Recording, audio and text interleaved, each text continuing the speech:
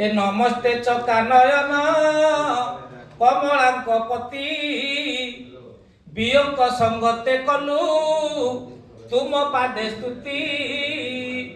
ए सुललित कंठे आपी गाइले प्रार्थना गुरु को महिमा थिला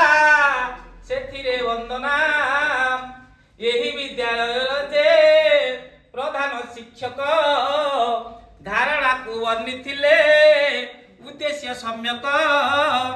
गोष्ठी शिक्षा अधिकारी जहा थिले भासी नीति नियमावली को शुणुथुलु बसी प्रथम अधिवेशन प्रमोद गुरुजी परिचय प्रदानटी त्रिभाषारे खंजी प्रारंभ रे निज परिचय देइथिले बल खेल माध्यमे त्रिभाषा कहिले ओडिया इंग्राजी आउ हिंदी भाषा रे प्रशिक्षार्थी वर्णिथिले उत्तम ढंगरे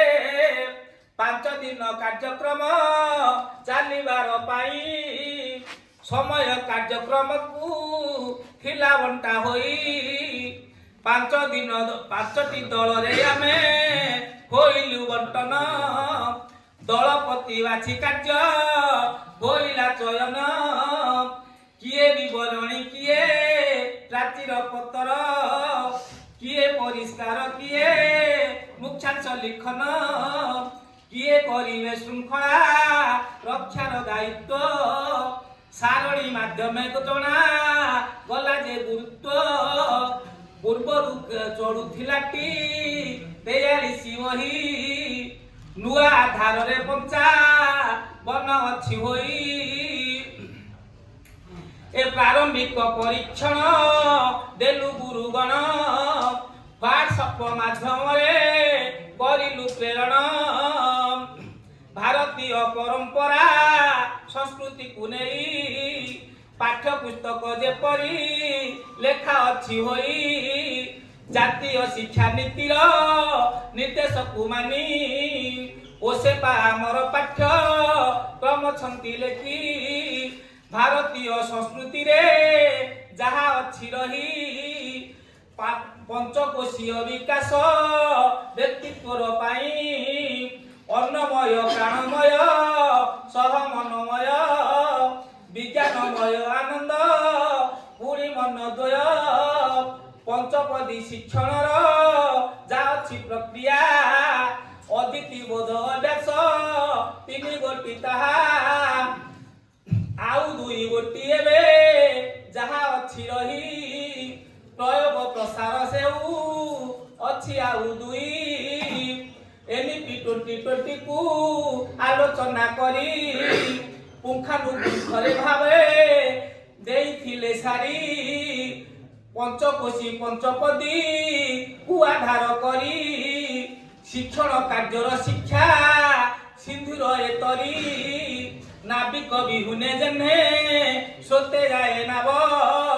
शिक्षक बिहुने शिक्षा कार्य से ही भाव शिक्षा सिंधुर शिक्षक हेले केंद्र बिंदु पारी हे बासिना में यही शिक्षा सिंधु भात डाली तरकारी खटा ओ पांपड़ भजा सांगे खाइथिलु करी करमड़ प्रथम द्वितीय अधिवेशन सरिला मध्य आगे चापान विरति होइला तृतीय चतुर्थ अधिवेशन पाई महेश्वर गुणसारे उपस्थित होई प्रश्नोत्तर माध्यम आलोचना करी स्मार्ट बोर्ड मध्य देइथिले सारी अभिज्ञता कला क्रीड़ा खेलना भित्तिक उत्तम शिक्षण हुए कहानी भित्तिक ओडिशा पाठ्यक्रम रूपरेख अच्छी जहा सामग्रिक दृष्टि देवा पाई अच्छी ताहा जहा कच लेखिला शरत गुरु गुरु महात्रुटी करिवे मार्जित। बहुत सुंदर सर। ताको उपमा देवा पाए आम पाखरे भाषा भी नाही। एते सुंदर भाव देखंतु जे ये गोटे संपूर्ण भाव विवरणी कहले भी चले गीतर विवरणी